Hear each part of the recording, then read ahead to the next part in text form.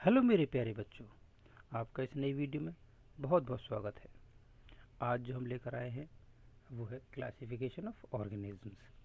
हम ऑर्गेनिज्म का किस तरह से क्लासिफिकेशन करेंगे या किस तरह से क्लासिफिकेशन किया गया है, ये हम इस चैप्टर में देखेंगे। ये चैप्टर 7 है, डाइवर्सिटी इन लिविंग ऑर्गेनिज्म, और ये क्लास 9 से रिलेटेड है। ठीक है, हम देखेंगे। तो शुरू करते हैं बिना किसी देरी के। और यहाँ से सबसे पहले जो देखा जाएगा वो ऑर्गेनिज्म है। ऑर्गेनिज्म यानी कि प्लांट और एनिमल दोनों को ही हम मिक्स करके क्या कह देंगे, ऑर्गेनिज्म। देखिए, सेल प्रोकैरियोट होती है और यूकैरियोट हो सकती है। पहली चीज़ तो प्रोकैरियोट और यूकैरियोट के बेसिस पर ऑर्गेनिज्म को क्लासीफाई किया गया है।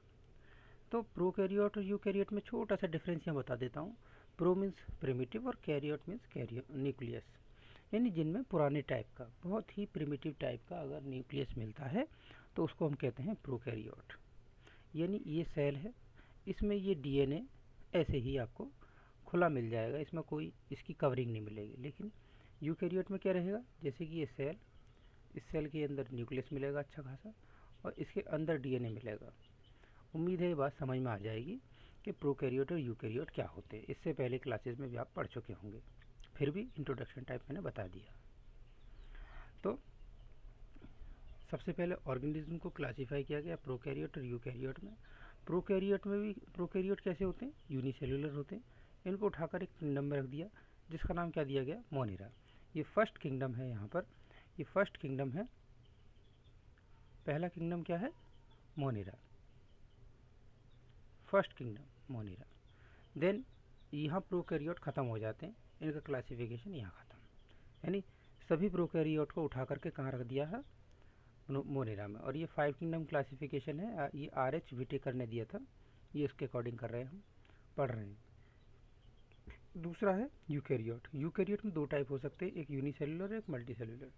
यूनिसेलुलर मतलब एक सेल वाले, और मल्टी सेलुलर मतलब एक से ज़्यादा वाले, मल्टी सेलुलरिटी।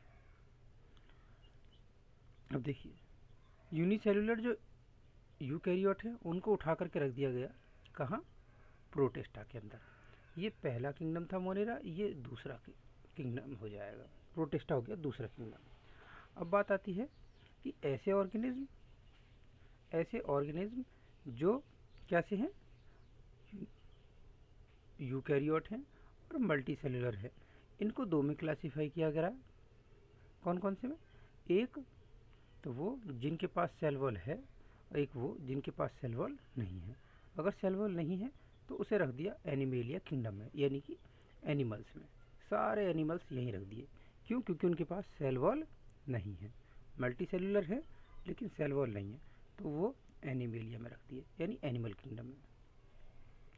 फिर बात आती है कि ऐसे जो यूकैरियोट भी हैं, यूकैरियो यहाँ पर इस पर चल रहा हूँ मैं, ये यूकैरियोट भी हैं, मल्टी सेलुलर भी हैं, ठीक है, ये मल्टी सेलुलर भी हैं और इनके पास सेल वॉल भी है। तो इनको दो में क्लासीफाई किया गया आगे। एक वो जो फोटोसिंथेसिस परफॉर्म नहीं कर सकते, उनको फंजाई में रख दिया।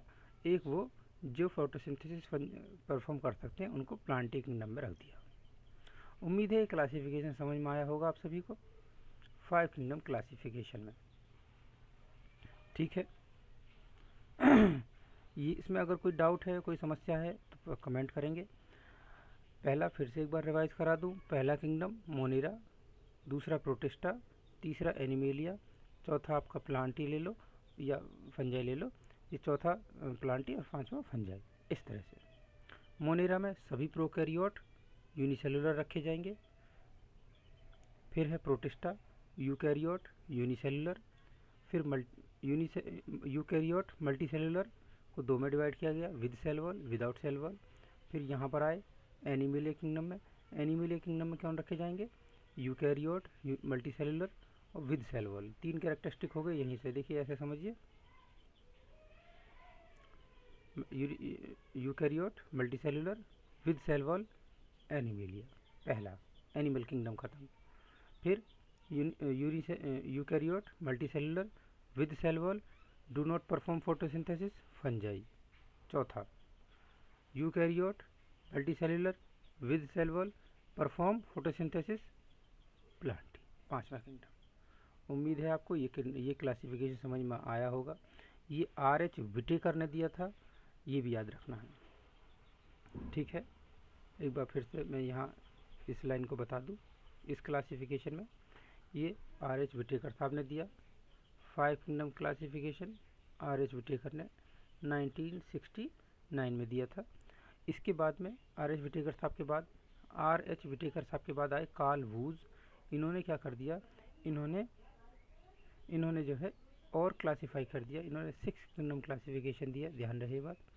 मोनेरा, यानी अभी देखिए यहाँ पर R.H. विटेकर है, तो R.H. विटेकर ने कौन कौन से दिए, मोनेरा, प्रोटिस्टा, फंजाई, प्लांटी और एनिमिलिया, ये 5 किंगडम दिए थे।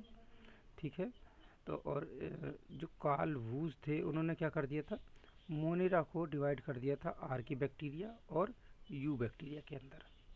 उम्मीद है ये बात समझ में आई होगी। कार्ल वूज ने मोनेरा को ही डिवाइड कर दिया था आर्की बैक्टीरिया और यू बैक्टीरिया में।